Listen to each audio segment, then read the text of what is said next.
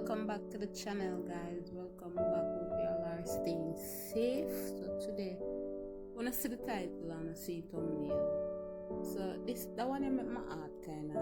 I'm not telling a lie. This make my heart feel sad. It broke my heart in not much pieces for cities.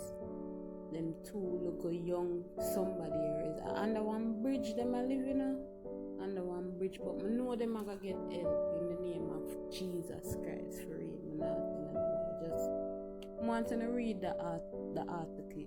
This I'm not telling a lie still, but how did I feel for no say that would have be your niece, your sister, your brother, anyone on a relative for no say we don't see them for a long period of time and we go see the picture here pop up on the internet to them and live under one bridge.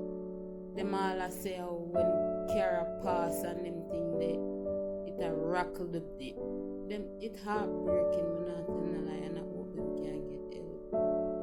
So I want to share the video, want to like, comment and subscribe and make sure to turn on and post notification bell.